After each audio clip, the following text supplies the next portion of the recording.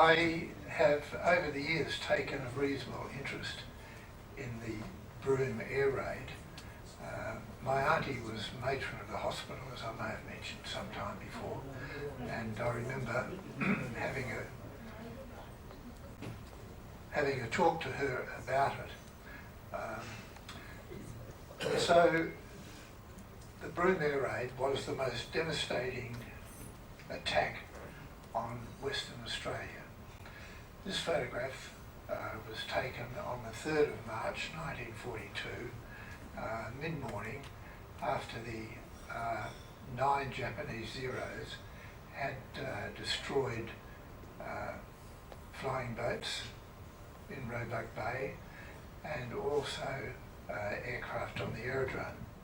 This here is the runway of the Broome aerodrome, and this is smoke coming from one of the aircraft that's on fire, and this one here is smoke from another one on the aerodrome. And I think there's about 7 or 8 aircraft blazing on the bay there. So how did it all come about? Why did it happen? Japan was receiving its oil from Russia, and after Russia had joined the what we know as World War II, they felt that this supply of oil could have been in doubt.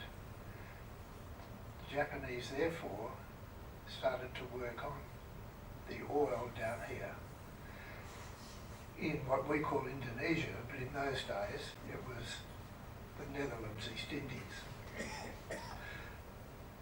Their rapid advance from Japan down to the Netherlands East Indies was to secure the oil and the route to get the oil back to Japan.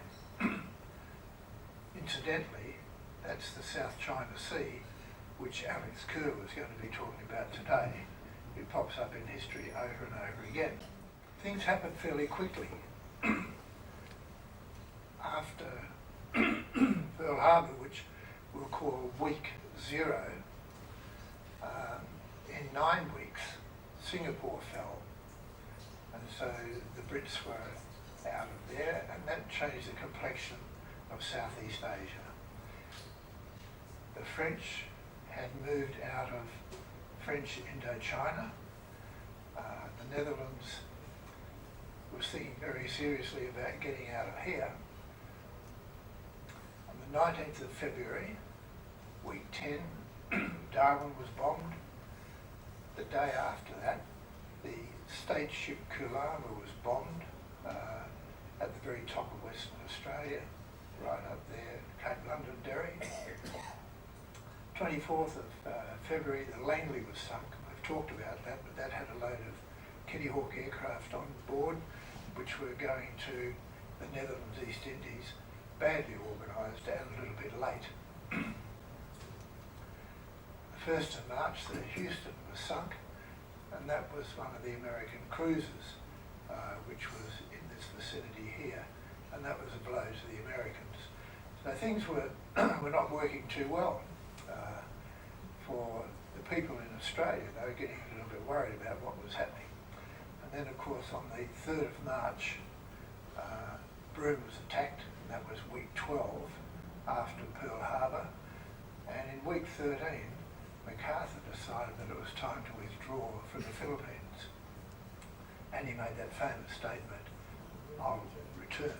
After Singapore fell, the blue area here, which represents the Netherlands East Indies, was under a lot of pressure, and the Dutch government said to the residents that they should evacuate or leave the Netherlands East Indies.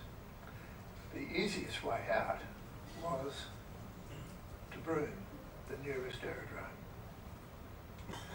And between February the 15th and the 3rd of March, they estimate that 8,000 people passed through Broome, most of them by air, a lot of them by flying boat, and the vast majority would have been Dutch. However, there were other nationalities who were leaving Singapore and the Netherlands East Indies. not only were the Dutch vacating the Netherlands East Indies, but the Australian and state government of Western Australia had advised the residents of Broome to leave.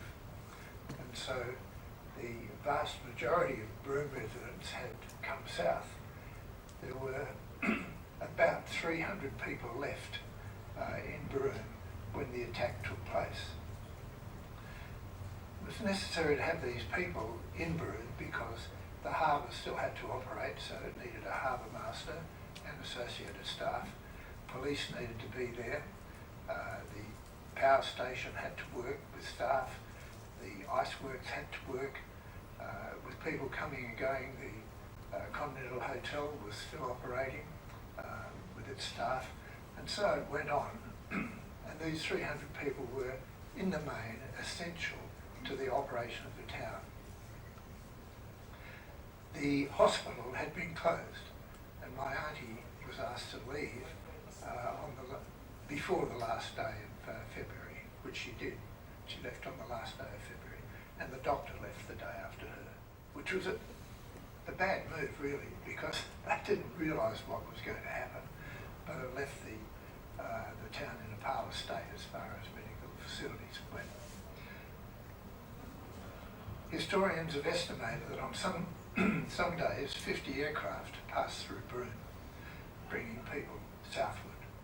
That's a sample of the aircraft that were passing through Broome. The Dutch had a number of DO-24s, and they were three-engined aircraft, rather large and could carry quite a substantial number of people, 30 or so adults, and if you had children and mothers on board, it wasn't unusual to squeeze 40 into one of those. Catalinas were operated by the Americans, the RAF, and of course Qantas had flying boats, 2 flying boats committed to the RAAF, which were operating out of Broome at the time. And as I said, passengers usually stayed on board overnight while the refuelling was being organised or taking place. The actual raid originated from Koh Pang, and there were 2 raids on the day. On Tuesday the 3rd, one attack was on Wyndham, and there was 8 Zeros left Koh Pang and arrived at Wyndham. Their instructions were to strafe any aircraft that were in the parking area, any buildings on the aerodrome, or any infrastructure on the aerodrome. This is what they did, but it didn't take them long because there was no aircraft in the parking area. Unfortunately, there was a DH-84 Dragon operated by the RAAF had just touched down. It was on its landing roll when the Zeros arrived, and one of them pumped a bit of ammunition into it. It caught fire, and the 4 people on board left the aircraft post-haste.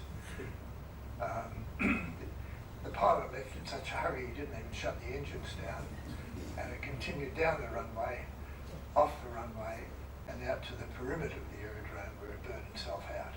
The job done, those Zeros then returned to Koh Pang. Leaving Koh Pang at the same time as the 8 Zeros was 9 Zeros headed for Broome. They also had a Babs reconnaissance aircraft. The Babs did the navigation to guide the 9 Zeros to Broome, and they arrived at around about 10ish in the morning, about the same time as the Wyndham attack. They went just south of Broome and attacked from the south, heading north, and the first thing they came across were flying boats in the bay. The Zeros had been given instructions that 3 of them would attack flying boats on the bay, 3 of them would attack aircraft on the aerodrome, and 3 of them would provide top cover in case unfriendly fighter aircraft arrived on the scene. But it didn't take them long to work out that there was no fighter aircraft, and those aircraft assigned to top cover were in the mix down below very quickly. The Babs sat up at about 3,000 to 6,000 feet, taking photos, aerial photography, and making observations, and if necessary, giving advice to the 9 Zeros as necessity arose. The Zeros arrived with drop tanks and sufficient fuel to get them to Broome in that tank. So one of the first things they did was drop the tank before they started their attack. So there's a Google shot of Broome, Roebuck Bay down here, and the Broome aerodrome up there. The Japanese got a surprise when they arrived. Reconnaissance photography from the day before had photographed 5 flying boats on Roebuck Bay, and they were warned to expect 5 or so flying boats. When they got there, they discovered that they had 15 flying boats that arrived overnight. And so there's a list of what they were: 5 Dorniers, 4 Dutch Catalinas, the short C-class with the 2 Qantas aircraft. Qantas mixed up with the Air Force, Australian Air Force, RAF Catalinas, and US Catalinas, which were leaving the Philippines and coming down towards Australia. On the aerodrome, there were a couple of B-17s, a Liberator B-24, Hudson, a DC-3 and Lodestar, and there was one, which is in brackets there, B-24, a Liberator, was loaded with medical cases, Americans, and it was ready for departure, so it departed at the first sight of the Zeros. It only got to about 300 feet before it got picked, and it carried on out to sea, where it crashed. And history doesn't tell us exactly how many people were on board. There's a bit of a debate about it, but the highest number quoted is 33. Officially, the number is 20. So there was 13 escapees on board. There was only one survivor from that. On the bay, down here, every one of those aircraft was either sunk or set on fire. Fuel was pouring out of them, oil from engines as they burnt. People were diving into the water, women and children. It was bedlam, absolute bedlam. The estimated death toll for the total is about 100. There would have been 50 to 60 die out of those aircraft. Many more were injured, about 100 people were injured. And so with the hospital closed down, it was a pretty difficult operation. That's a photograph of Broome, taken from the Babs reconnaissance aircraft, and that's a photograph of them today. You notice the built-up area here, roads, etc. The wreckage of the flying boats are still visible at low tide, and of course with the mechanisms we have to predict tides, it's possible to know when the lowest tide is going to occur in the year. And so the tourist schedule is geared up to this so that people can arrive in Broome when the wreckages are most exposed. They're still there, I've seen them, and it's a grim reminder of what happened. If you look carefully at this one, you can see a hovercraft there and another hovercraft out the back. So this is set up for the tourist on the lowest tide of the year, probably.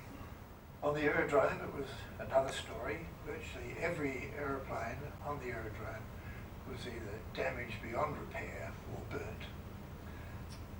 So there's a B-17, possibly the same photograph.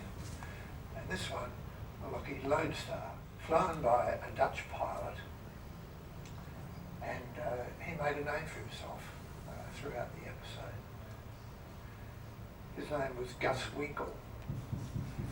He just happened to be at the Lockheed Lodestar when the attack occurred, and he was servicing the machine gun of the Lockheed Lodestar. He quickly grabbed a couple of belts of ammunition, put it into the machine gun, and firing from the hip, shot down the only enemy aircraft on the day. The Zero puffed out some black smoke, went into a near vertical climb, came out of that and continued over to the ocean at Cable Beach and crashed into the ocean. So Gus Winkle got himself in the history books. There are a number of unusual things happened on the day. Jimmy Woods just happened to be flying an MMA Lockheed Electra from Wyndham to Broome. He left Wyndham minutes before the Zeros arrived. In fact, one of the books I read on this says that he hadn't even become a speck on the horizon. He was still quite large. But anyway, he got out before the attack took place. And he was airborne along that blue line while the attacks took place both at Wyndham and Broome. When he arrived at Broome, he was the first aircraft to land after the attack. He quickly assessed what had been going on and decided that he had to shuttle injured people to Port Hedland, where the best available medical care was at the hospital. And so he loaded 22 people into his 10-seater aircraft and set off for Port Hedland. I'll cover this a little bit later, but on the way to Port Hedland, he noticed another downed aircraft, which we'll talk about. He then went back to Broome, and late in the day, he accidentally taxied into a concrete tie-down block and bent the tips of the propeller on the port engine of the Electra. So being a very resourceful man, he found a hacksaw blade and cut the tips off the propeller and filed them down to make them look good and perform reasonably well. And the next morning he started his shuttle service again to Port Hedland. He continued throughout the day, and he also continued into the next day. Didn't take long for the civil aviation people in Perth and Melbourne to get onto him and say, listen, you've been flying an unsafe aircraft, you dropped the propeller around, and we reckon that you shouldn't have done that. So he got a rap on the knuckles. Queen Wilhelmina of Holland didn't think along the same lines. Knighthood of the Order of Orange Nassau, one of their highest awards. Good on you, Jimmy. The night before the attack, another Dornier had been tracking down the coast, headed for Broome, but due to the blackout of Broome and a bit of bad navigation, the Dornier missed Broome and continued down the coast and ran out of fuel at about Anna Plains. The pilot landed in the surf, and a dozen people ended up on the beach. They cursed their luck because they were stranded on the beach, and they'd have been much happier, so they thought, had they logged into Broome. They would have been the 16th duck on the pond had they done that. Jimmy Woods, as I've said, was flying the shuttle service between Broome and Port Hedland, and he noticed the aircraft on the beach as he was heading to Port Hedland. He recognised what it was, who was there, and the number, and he arranged for water and relief, food, etc., to be dropped to them, and he took it back. So on his return journey of his first trip, shuttle trip, he dropped off supplies to the stranded people on the beach. It took them about 4 days to be picked up. Jimmy Woods alerted the officials to what was going on, that they were stranded there, and they rescued them. I mentioned earlier on that the Houston was sunk, a cruiser, an American cruiser, and one of the last actions of the captain was to recommend that a Curtiss Seagull be launched, which it was, and that aircraft flew from Java to Broome, and it was on the water when the attack started. The pilot had been there a couple of days, and he was just sorting out instructions on where to go. He was thinking that he might have to go back to rescue some of the people from the sunken ship, but it turned out that that wasn't the case, and he was ready to depart. So when the Zeros arrived, he started up and took off low level, hugging the mangroves around the bay, got away. He was chased by 1 Zero, which gave it away after a short while, and he got through to Port Hedland. And you might say that that's one of the few aircraft to escape the attack of the Japanese.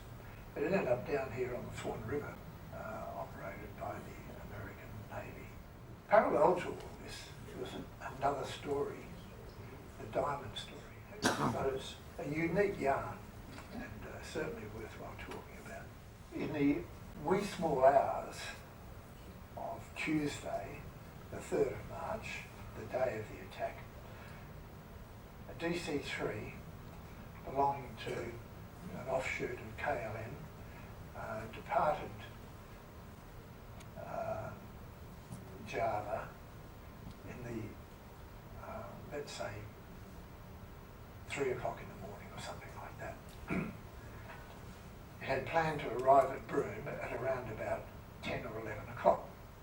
Flown by Captain Ivan Smirnoff, 3 other crew and a dozen people on board, the aircraft headed for Broome. At 11 o'clock in the morning, as it came south towards Broome, 3 Zeros who had just finished their excursion at Broome were heading north.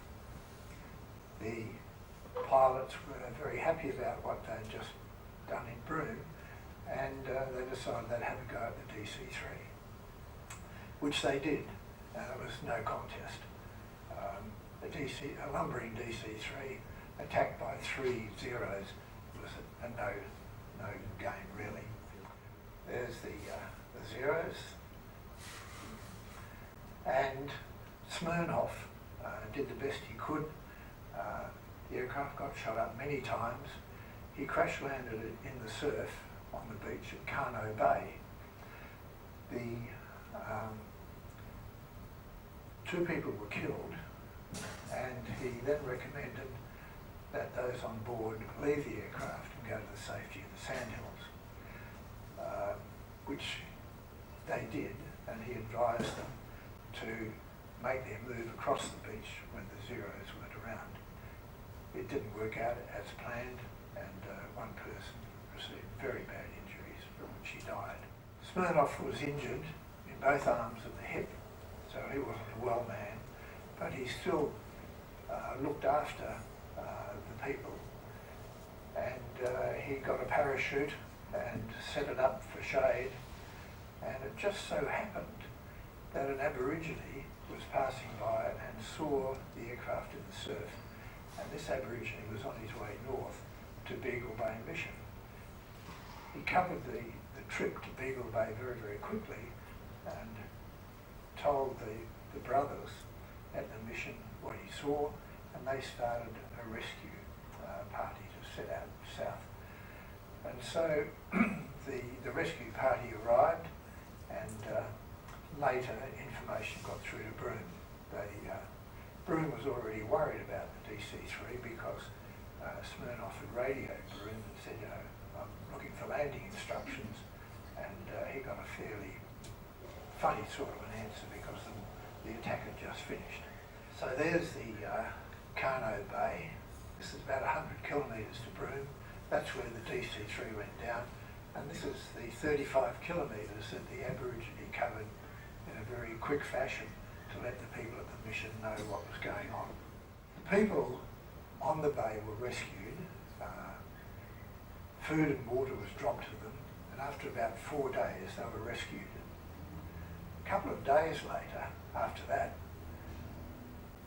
Jack Palmer, a beachcomber, sailed into the bay and just happened to see this DC-3 on the beach.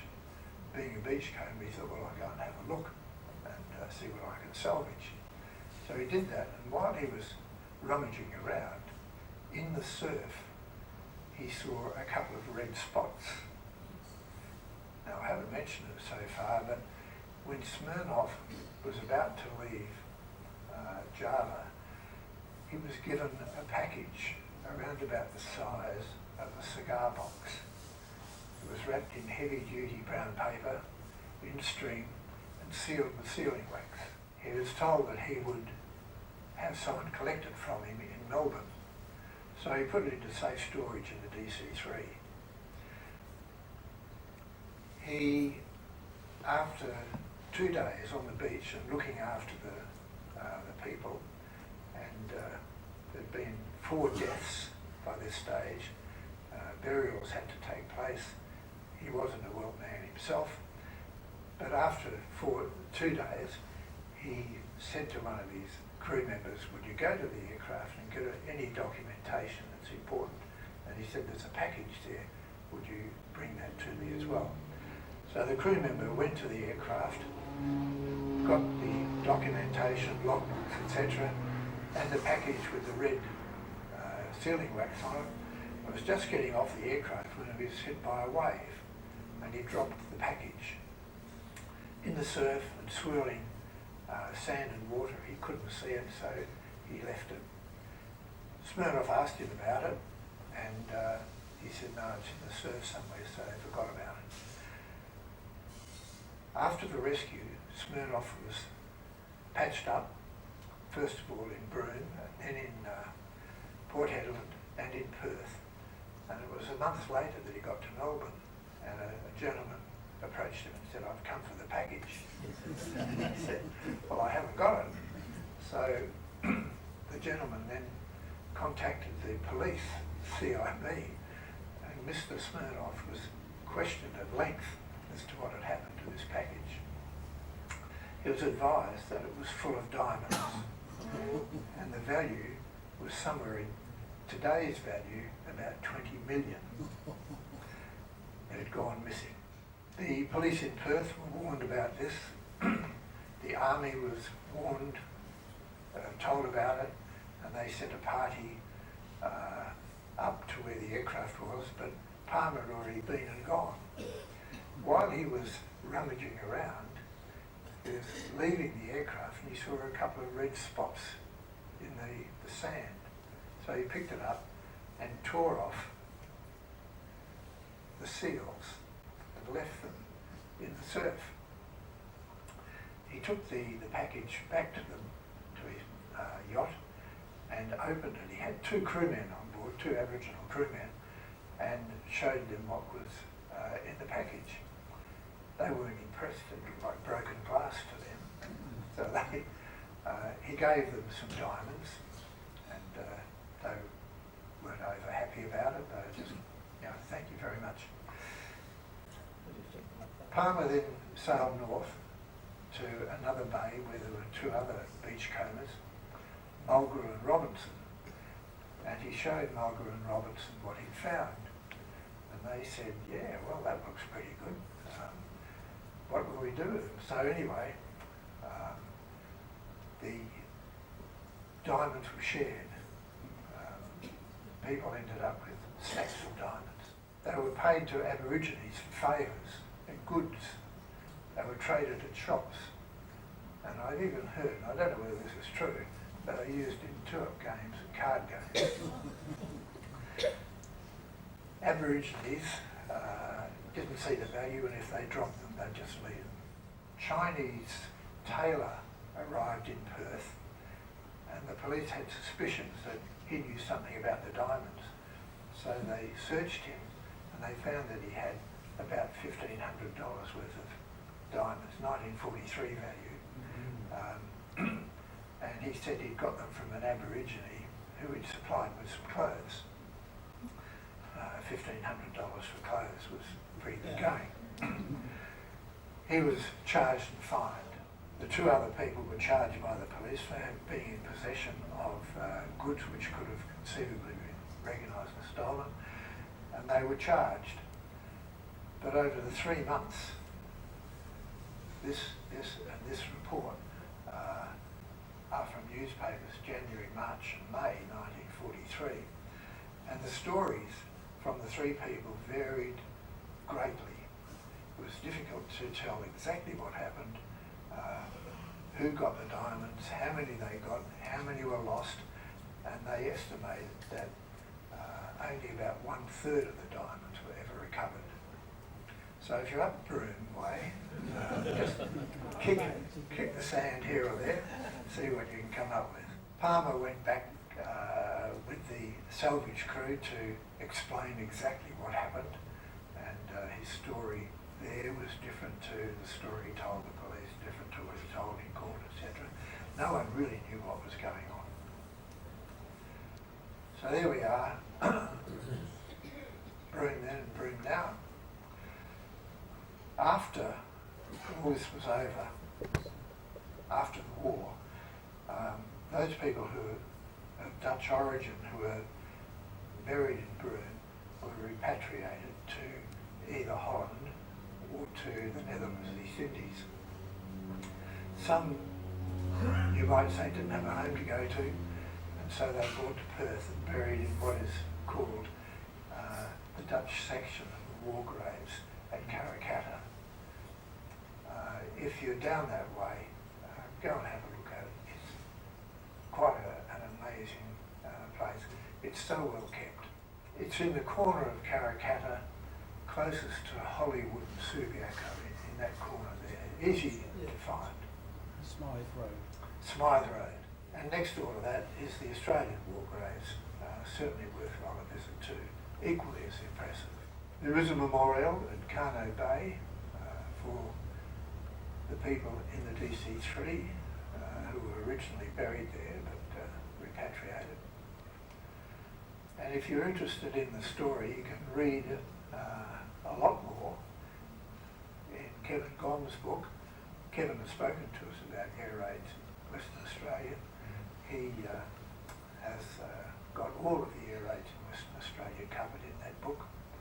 And of course, Merv Prime's book on Broome's One-Day War is a very good coverage, only 40 or 50 pages. You can knock it off in a very short time.